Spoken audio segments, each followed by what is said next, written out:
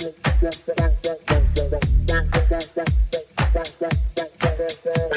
Connections Radio presents.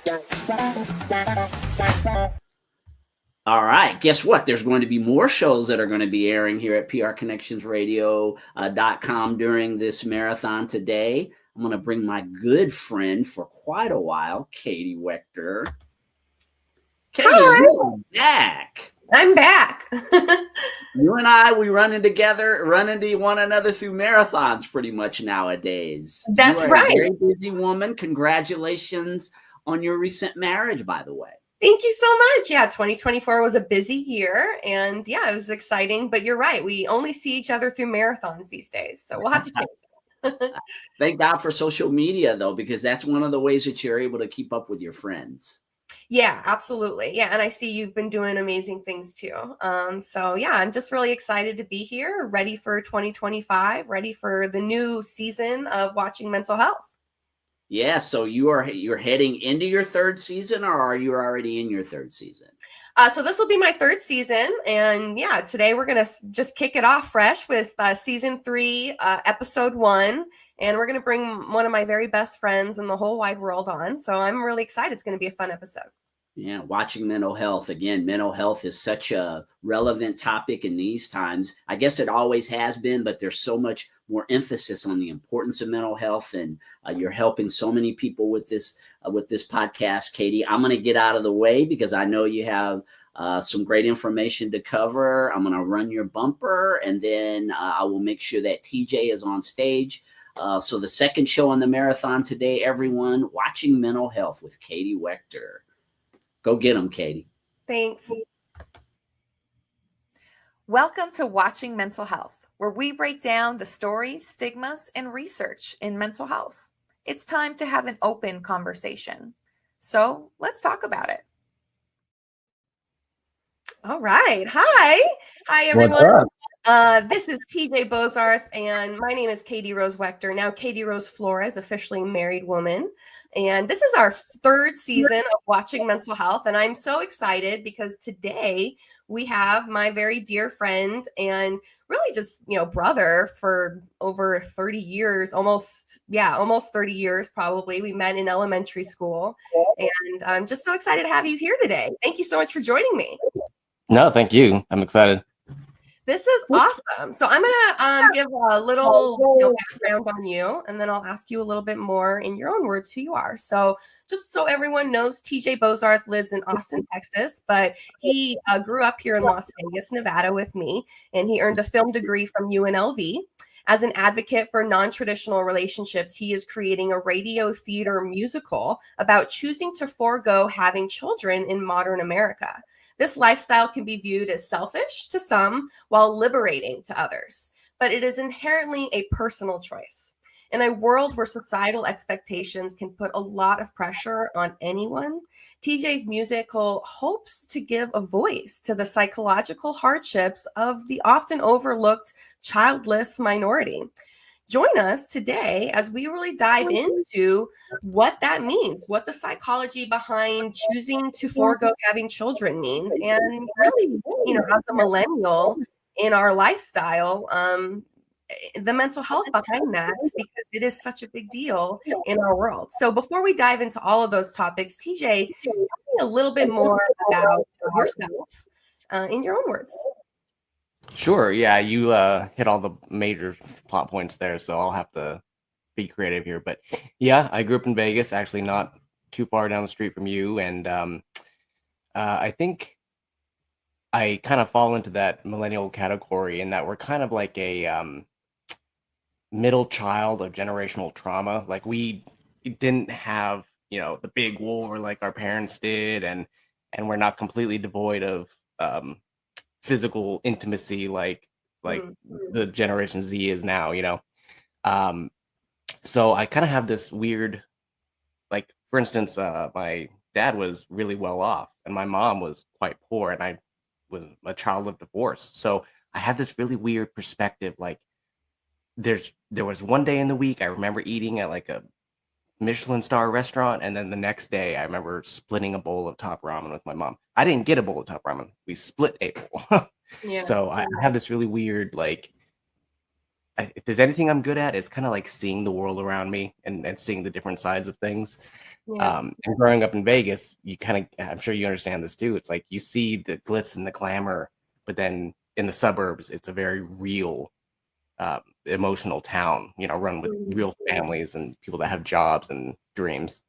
Yeah, that's true. And that's really interesting. You touched on a couple, I think, key things that a lot of millennials deal with. So that separate lifestyle of families, right? A lot of us grew up with divorced parents. We didn't grow up, in the 50s when everyone just made themselves be together, right? And I think that we've seen in Las Vegas, especially, we've seen, like you're saying, that glitz and glamour versus the other side, which can be very real, very raw. And sometimes, people don't want to look. And that's disheartening because it takes away from the humanity, I think, that is in Las Vegas that we don't talk about. And so other topics that we really don't talk about, but a lot of people are doing, is not having children. And actually, people are like worried. Some people are worried that our world population is going to suffer. We're going to go down because of this. Other people are like, there's too many people in the world, and we all. So it's hard to know what the right thing is. But what I do know is that millennials are choosing not to have children, and I think you and I both represent that. We have both, in some ways, made that decision. I think I decided a long time ago I wasn't going to have children, but I think that just lifestyles is kind of what happens, and you build that. And so tell me more about your thoughts on having a childless relationship. You've been married for a few years now. So tell me more about that. Yeah. We got married in 2017, and, we've had the discussion, but ultimately we kind of decided on just, it's maybe not something we're going to choose to do. And I don't mean that as in we're actively choosing not to. We're just not choosing to have kids. And if it happens, we'll take that at when it comes. But that's kind of like how I don't want to say rationalize it, but in our head, how we come to emotional, like, center with it. It's there's so many things that people just don't have control of anymore. And then, it's kind of funny too, because my neighbors, they just had a kid, and they didn't want to know if it was a boy or girl. And, I was asking them, like, oh, why not? And they said, because there's just so few surprises in life. Like, what, we're going to find out eventually. And I thought that was like a really nice, positive way of looking about it. And I kind of feel like we're that same way, in terms of we're not actively trying to have a kid, but if it happens, we'll come to terms with it when it's time. Yeah. But yeah, it's kind of funny you talking about being a millennial as well, but it's also that I decided to have this musical because you always see in the news, it's like such a major talking point in which they're like, millennials are killing the avocado industry, or millennials are killing online dating. They stick their hand in a bag and just pick out. We kill everything. Yeah. We're killing it. We're killing it. Yeah. We were killing it, but that means something completely different to them. But so I just thought it'd be funny, like, oh, I started with the idea where I was thinking, like, I just want to write a musical. First of all, I started writing the musical in the middle of COVID just for my own mental health. Like, I just wanted something to get my mind off, lockdown, the overall negativity of COVID and stuff. So I was like, oh, I'm just going to go back to writing. I used to write a lot. I'm like, I'm going to go back to writing. It's fun. So then I was thinking, like, oh, I've always wanted to write a musical. And me and you are big into poetry. Like, I think we could swap poetry, middle school, And then I thought, well, what would be the funniest group of people that I could write a musical about? And I was like, oh, millennials are killing the beekeeping industry. The millennials are killing. So I had all these ideas, and then finally I just thought, well, I think it's most relevant to talk about the fact that we really truly are kind of killing the baby industry. Right. Yeah, and stats show that. I mean, we're not having kids across the world, not just in America. I mean, there are some countries that are having a lot of kids still, but for the most part, in the in first world countries where we're choosing not to have kids. And I think that a lot of us have our own maybe personal reasons for it. I know I do. You know, it's not like I'm actively against having kids, but I really have never had that desire to have kids. And again, I have my own personal stuff, but I think in many ways, us millennials, I mean, I think we're exhausted. I think we're just trying to survive. I think that we grew up basically being told that the world was going to end from Y2K on. And we're just kind of like whatever about it. And maybe that's a passe kind of, you know, response, but maybe that's just where my head is at right now. But I don't know. I think it's interesting that so many millennials are choosing to live that DINK lifestyle, which is double income, no kids, for those who don't know what DINK stands for. What do you think on that? I think the stats absolutely do show it, and you're totally right, because I was reading that the PEW Research Center shows that 47% of couples don't have children, which is up 10% total since 5 or 6 years ago. That's so 10% in 6 years. That's a huge jump. Yeah, it's a huge jump. And you're right. I mean, the thing is, it's such a personal choice, because I'm glad you said that people seem to think that people that don't choose not to have kids are like angry and they hate kids. No. In fact, I had to retroactively change the first song. Like, I sat down with my partners and we were talking about it. And we're like, it kind of comes off a little angry. I was like, oh, I was just trying to be funny when I wrote it. They're like, well, we got to be like a little bit more upfront with the fact that we don't hate kids. So we had to change the first song to basically say, hey, we don't hate kids. We hate you telling us to have kids. Right. I love that. So tell me more about DINK the musical. Yeah, so as you said, it's double income, no kids. And I came up with the idea that I wanted to do. First of all, it was a lot of budget reasons, right? I was a film major, as you said, and I kind of stepped away from that, unfortunately, just for my own mental health again. Like, I was not making any money, and I was like selling plasma, blood plasma, just to feed myself, because I was working like for free for friends and hoping that one day they'd hit it big and throw me a bone. And of course, we're all starving artists still, so not really. So I kind of sold out and I joined a corporate job. But that's been able to help me, actually, at least, you know, at my house. I was able to get married and able to travel back to Vegas whenever I want, you know. And but so I wrote the musical, and for budget reasons, I wanted to make it radio theater. And I thought I was a genius when I came up with this idea. I was like, oh, it's like a podcast and a musical. That's never been done before. So I wrote this whole thing, and all the stage directions are just based on you hear them loudly walking across the room, and then they fight, and then you hear them slam the door. You know what I mean? It was very like, oh, it's like, I was thinking like, oh, I'm going to make the next Zorro, and everyone's going to sit around the radio and listen to their programs, you know? Yeah. Or like that, you know, back in the day when everyone freaked out, thought aliens were taking over, like that radio show that everyone, like everyone was hooked in, you know, let's bring it back to the radio. I think it's cool. That might have been the biggest prank of all time, because people thought it was real. They're like building bunkers as the... So I wrote this radio theater, and it's a musical podcast, and there are some out there, that's for sure, and some of them are really good. Actually, I was able to like kind of listen to them and see like, oh, this is how to do it, this is where I can fix it. But yeah, it's going to be all audio. It's going to be 12 episodes released bi-weekly. Okay. And each episode comes with 2 original songs. It's about the whole season is about 3 DINK couples, and they all have their different reasons, not just as a couple why they don't want to have kids, but individually they each have their own reason why they don't want to have kids. And a lot of it is, you know, again, mental health. A lot of it is finances. I mean, who the fuck can afford? Can I swear? No, yes, of course. Yeah. Sorry. I was like, she did sign me up for this, so she knows. Don't go crazy, but yeah. But who the hell can afford to have kids anyways? Let's be completely honest, right? It's crazy, you know? And one of my favorite characters that I wrote into the musical is just like, you know what? their reason is that it's none of your business. Yes. You don't need to no one needs to justify to anybody why they don't want to have kids. For story reasons, I gave all the other characters reasons, like they have to overcome this, or they want to overcome this, or they want to work.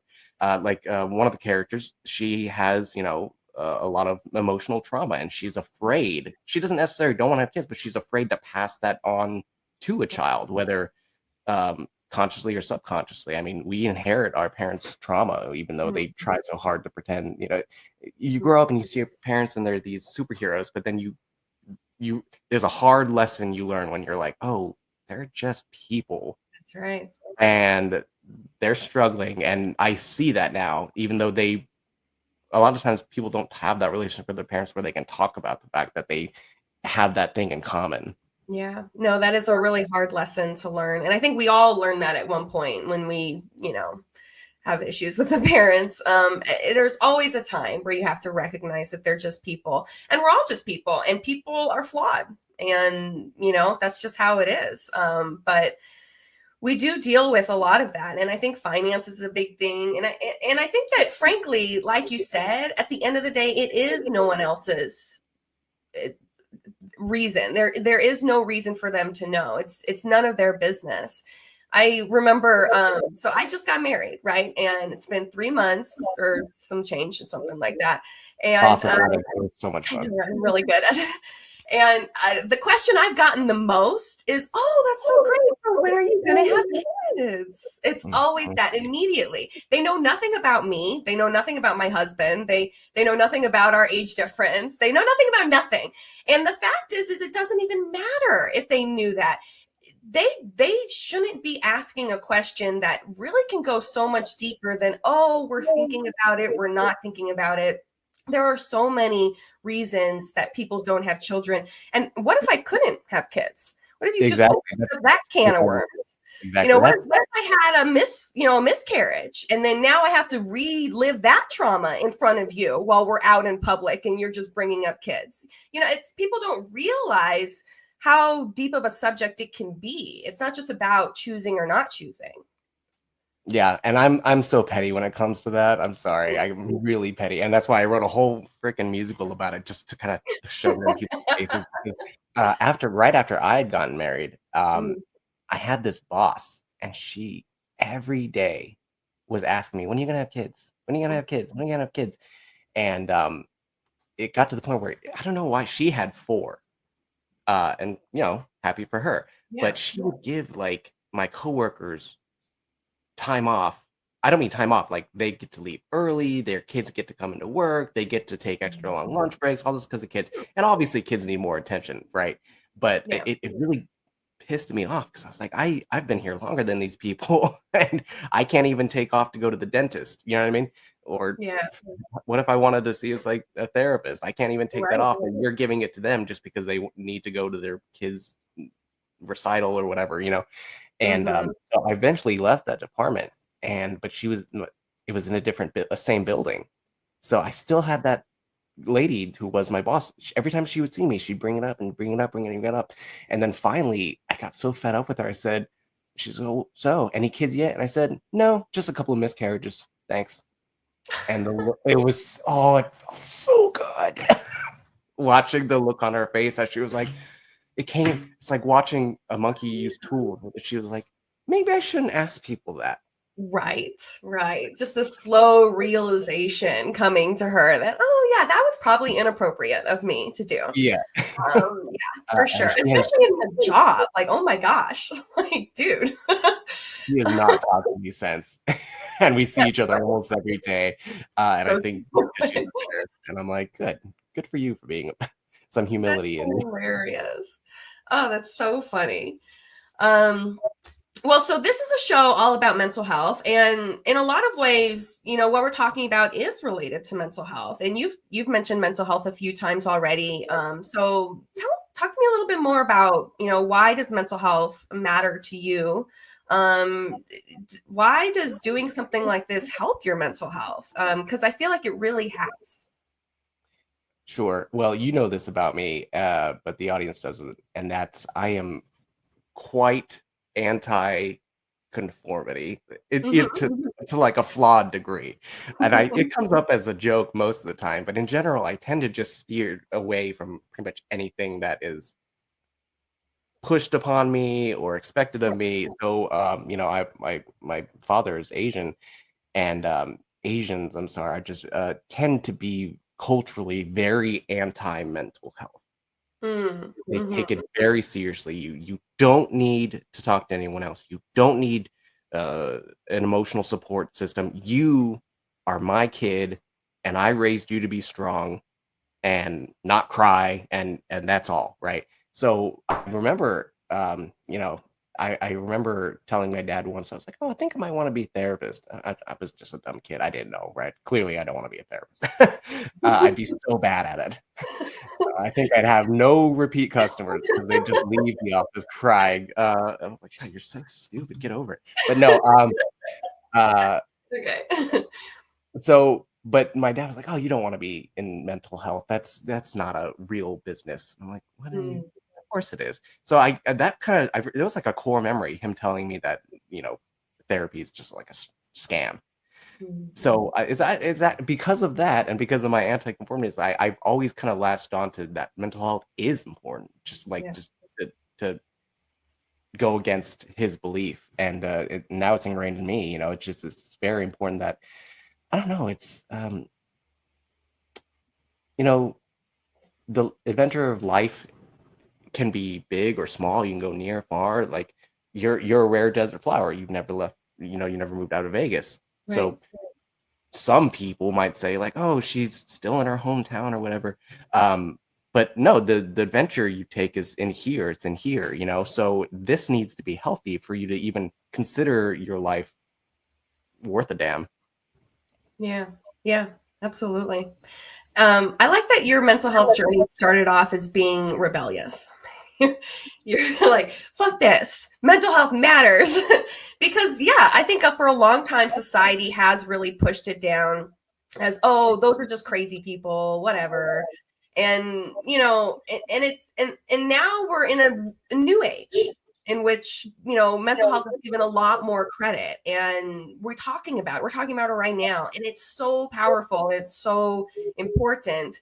But in some ways, and this might be a difficult subject for some to understand, but in some ways, we've kind of gone so much the other direction that we have all of these people who, yeah, life is hard. Life sucks. We're all just struggling.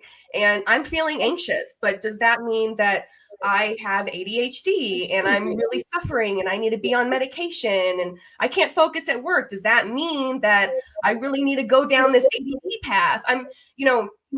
For me, it's interesting because there are people who are severely ADD or ADHD or Right. severely anxious or, have severe depression and they struggle. And I see them every day struggle. And then there are other people who are just kind of using these terms as like a new trendy way to say, oh, hey, life sucks and it's hard. And that's Have anxiety right now is the cool thing. I mean, you look at like the TikTok generation, and it always bothers me when I see, I don't watch TikTok, but of course they pop up as social media at various places, right? It always bothers me when I see someone who set up their camera and lit the room and then framed themselves and put their makeup on to show them having a panic attack like in their room. And I've had panic attacks. I'm sure you have too. It's like I could not, I couldn't, I don't think I'd be able to, I don't think I'd be able to get my phone straight enough for the never would I do that. Yeah, it's so weird that our parents are just, or at least mine are, we're just so anti mental health, and you just hold it in. And I feel like our kids, I don't have any kids, we don't have any kids, but our kids, it's the cool thing to do. It's such a overcorrection. And then that's why I said, people like us are the middle child of emotional trauma, because we do fall in the middle, but we fall in the middle that neither side can connect with us. Right. Because our mental health isn't cool. It's passe, right? And then to our parents, it doesn't exist at all. So Exactly. No, I'm actually glad that you went back and explained that kind of middle child feeling, because you look at Gen X, and I feel like Gen X is kind of like the middle child of generations. We just forget about them. But in the way that you just said we absolutely are stuck right there in the middle. We were the first and last generation to go outside and ride our bikes and go home and get on AOL, right? So we were the very first and last to experience some of those things in their own authentic ways. And you are so right. I see these people going on social media, having complete breakdowns. And I'm like, I would never be able to even function to do that during a breakdown. I'm having a massive panic attack. I'm not going to go show the world that. And then a lot of people, and so let's talk about this. So a lot of people talk about in this social media versus mental health in our millennial and our Gen Zs. A lot of millennials and Gen Zs are struggling with mental health. They're calling this our, mental health pandemic. We're in an epidemic, and we absolutely are. People are struggling. But going online and to show your breakdown is probably not the way to get past whatever breakdown you're experiencing, because people are cruel online, and there's no reason to be making money or making fun or making light of that. I find that there's a balance. There's got to be a balance to show that, yeah, we struggle, but to not go online during a breakdown. yeah, it's a fine line, because I'm not accusing, like for example, the TikTok example I did. I'm not accusing that person of faking. No, not at all. But there is just, it's almost like they get this release of endorphins of validity by showboating it, So that's and interesting. and I think that sort of dissuades the point. Like it kind of it makes it more of a joke. It makes light of it doesn't normalize it. It just makes it like this even more taboo topic that like, oh, that's interesting. Yeah, it's like, oh, you're not depressed. You're not one of the cool kids, Yeah, it doesn't make it normal.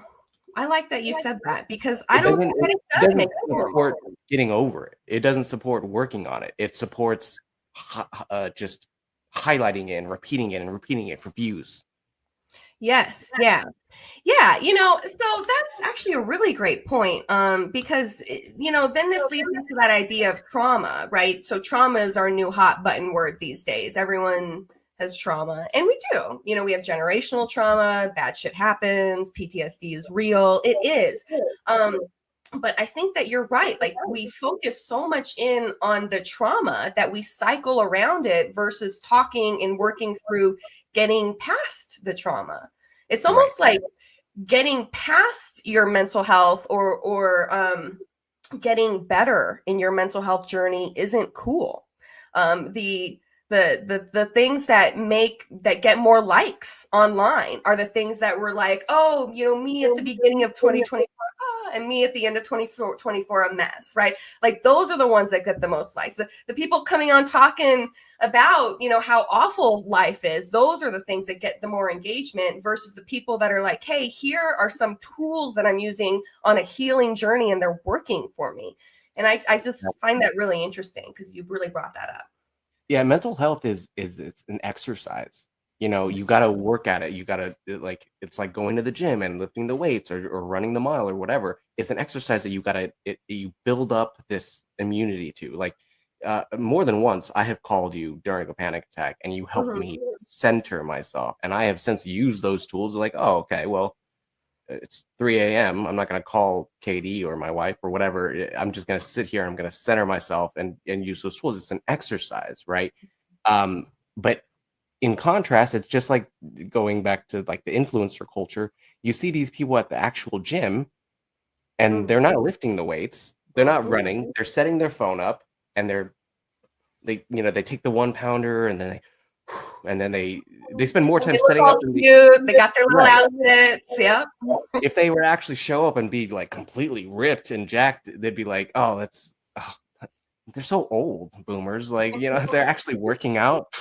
Like, ew. Yeah. Yeah. No, going to the gym is really hard these days because of the amount of content creators and people just sitting there on their phone. What the F are you doing? Stop sitting on your phone. Other people are waiting for that machine. It drives me crazy. Really Yeah, does. I can't go to the gym. But there are gyms that, irrelevant sidebar, but there are gyms that offer like you can't do that here. Oh, really? Oh, that's cool. Yeah. They probably cost more money, which I don't have. So Yeah. you go to your standard EOS, I think. Only influencers can afford to go there, ironically. So Right. Yeah. So wow. So that's really interesting. So tell me, as a millennial, as somebody who has mental health, as somebody who's been on your own mental health journey, the pandemic was hard on all of us. Tell me what you think, what did you do and how do you think that millennials should be approaching their mental health moving forward? Because what I'll say before you answer this question is I think that you're in a much healthier mental state now than you were at the beginning of this pandemic. And I think that what's you produced has been really, really cool. But you had to intentionally make a change and take some action. And, you're not a professional, but you are a millennial with lived experience. So how do you think that millennials should be approaching their mental health? selfishly. Yeah, and Okay. it's with the asterisks of a healthy selfishness. You're not selfish in that you're taking from the needy or sticking your nose up at the poor homeless guy down the street. It's selfishness that you're doing what's necessary for you. At all times, like setting boundaries, loving yourself. I don't mean loving yourself in a like a talking point kind of way. I mean loving yourself in like I'm badass. Like I love me. I love hanging out with me. I love the things that I do. Like I was never a very good film major because I actually hate showing off my work. And when I started writing this musical, it was for me. It was 100% for me. I wasn't going to show anybody. Probably not you. Probably not my wife. Probably not the damn dog. I wasn't gonna. It was for me. I just wanted something fun to do for me to build myself up. And then I was like, God, I miss this. And I think I'm a good writer. And then that's the thing is like I started loving myself too much because then I started showing people. I was like, I wanted to brag about myself, and there's a difference between bragging about yourself to build yourself up and like just talking yourself up to boost your ego that is already big. You know what I mean? Yeah. There's a big difference between that ego and that self, that soul. And I think, it's selfishly for your soul, not selfishly for your ego. And, and I've seen, you making great strides. So I'm glad that you shared it with the world. Because I think that at one point, it's important to tell the world that you're doing something amazing. But to do that authentically. And I think that this is exactly what you've done. And I think that's why this is turning out really well. So I'm really excited to see the product. So when does the first episode drop? So we're aiming for oh my God, it's a new year. We're aiming for the end of January. We did have a goal in mind of debuting late last year, 2024. And then once we kind of missed that goal, I kind of realized that I was being a little bit too I was driving my actions of the musical based on my fear that someone might beat me to it, and not necessarily that we are going to put out a good product. If we had just rushed it out to meet the date that I wanted, it probably wouldn't have been as marketable or as poignant, Yeah. That's awesome. We're aiming for the end of January, but I think it probably might be early February. But either way, we're pretty much done. We have one more weekend left in studio, and that's this weekend, 2 days from now. And we have the whole cast is coming in, and we're doing. I specifically chose the favorite songs for us to record this weekend because it'll be kind of like a last raw. These are the songs that they're like earworms that the cast has been like singing outside of studio just because they love them so much. So we've been I played those songs as like the hurrah, and everyone's gonna be in studio and we're all gonna have a good time and go out for drinks after. And Good stuff. yeah, That's but those, so cool. those songs are like at the tail end of the musical. So the first half is pretty much done.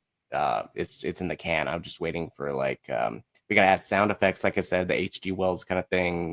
Gotta sound effects to tell the story. Cool. So a few last minute details, and where can people follow you so they know when it drops? Yeah, we're mostly active on the Instagram, which is at DINK the Musical. Again, that's DINK. And we do have a TikTok. I'm not very active on TikTok, so there's nothing really there other than the trailer. But mainly we have a website, and that is dinkthemusical.com. And there we have production updates and cast photos and yeah. That's so sweet. I'm excited. I've been following the journey. I'll be there tuning in. So I just think that it's a really creative idea. I'm glad that you're doing it right. And I really appreciate you for coming on. But before we leave, I want to ask you one last question. And that is, just kind of a general question is, what does happiness mean to you? Wow, curveball. I know, threw it at you. Happiness to me is being okay with the good and the bad. Like, I've been married so long now. Like sometimes I feel like, oh, it's a Sunday. We should be out doing something, or I don't know. I feel obligated to, I don't want to say spice things up or whatever, but like I find it to be happy like when I'm okay with sitting there and watching TV all Sunday with her. Yeah. And not pressuring myself to think I have to keep the day interesting, or being upset that it's not interesting. It's just happiness to me is just like the little things, I guess. They make the big things so much more. Yeah. That's beautiful. Thank you so much. I love that. Can I add one thing? Yeah, I of course. just want to go back to the healthy selfishness thing, and that's why, to bring it all together, that's kind of like why the reason the DINK musical came together is because I've heard, just like at your wedding, people telling you, when are you gonna have kids? When are you gonna have kids? And every time I've told someone no, or mind your own business, oh, well, that's just so selfish of you. You owe me a nephew, or you owe me a grandson. You know what I mean? That's so selfish of you that you would take that from me. Well, first of all, that's selfish of you that you would bestow that upon me. But yeah, to me, if it's a healthy selfishness to choose to have kids if you want them, and it's a healthy selfishness to choose not to have kids if you don't, or if you're unsure, Yeah, absolutely.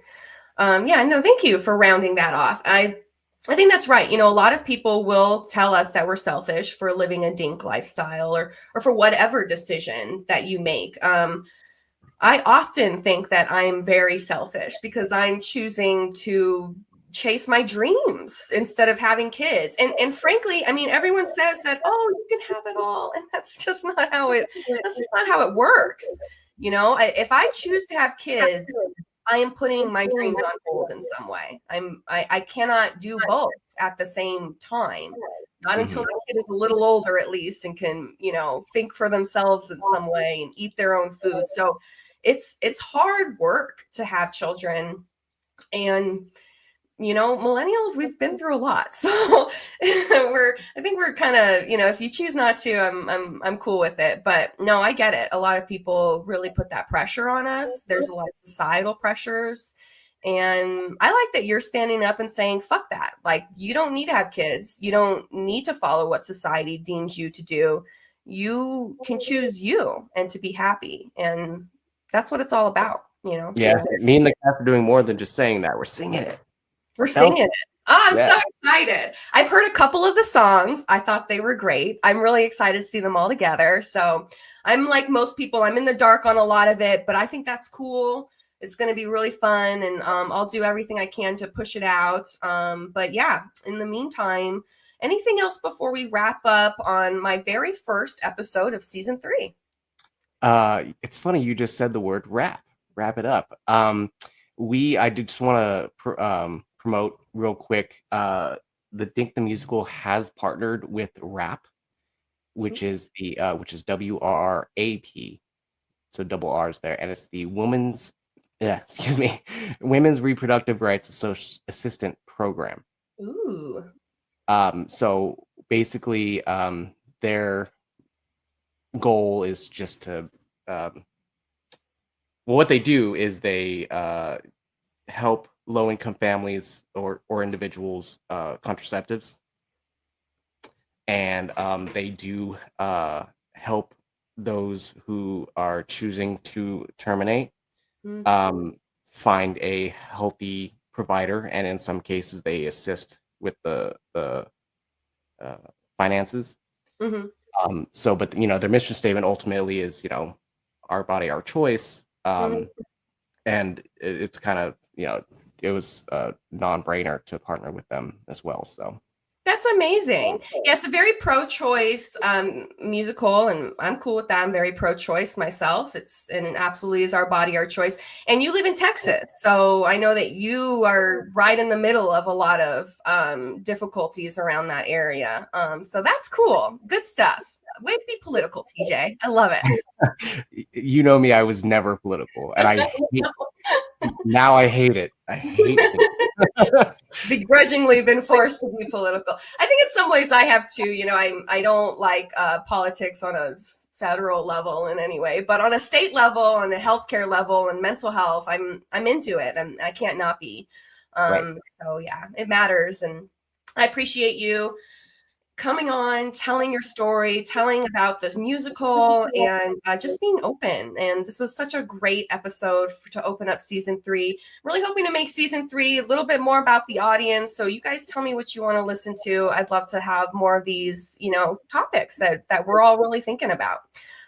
So with that, we'll go ahead and wrap it up. But join us live every first and third Wednesday of the month at PR Connections.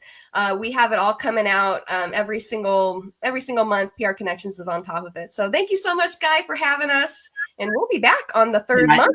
I just wanted to share this as a Gen X person, how much I really appreciated the perspectives that the two of you shared today about a lot of things, but where you were talking about children and people, giving you a hard time about having children. And that this is something that millennials are really experiencing. Don't have kids if you don't want them, right?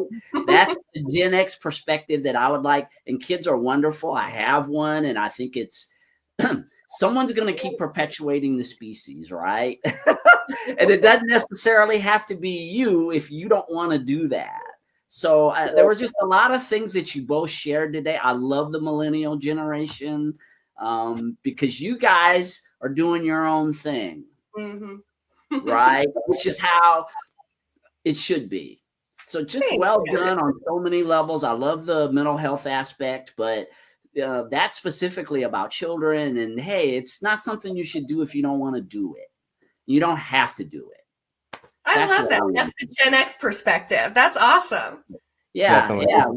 We didn't have a choice, or we felt like we didn't have a choice, right? Right. You guys be you. Yeah, I feel like it's better to regret not having kids than to regret having kids. So. Yeah. The serious responsibility that not everyone should take on. And you definitely shouldn't take it on if it's not your choice. Right. Absolutely. The way they can do it. Very well done today, you guys. Thank you, Guy. Thank you so much. This was a great show, and I just appreciate you being here. Yeah, you too, TJ. I love how you're your own man, right? Which is also the way that it should be. Yeah. All right. Well, thanks so much again, you guys, for participating in the marathon. One more time, Katie, how can they tune into Watching Mental Health? Yep, we are live every first and third Wednesday of the month, and right at 3:00 Pacific time is our normally scheduled time. So join us there, and then you can catch all of the old episodes at my website at katierosewechter.com. All right. Well, have a great day. Happy New Year to you both. Thank you. Happy New Year. Bye, everyone. All right. PR Connections Radio thanks you for watching this podcast. Check out more episodes of this show and our others at prconnectionsradio.com.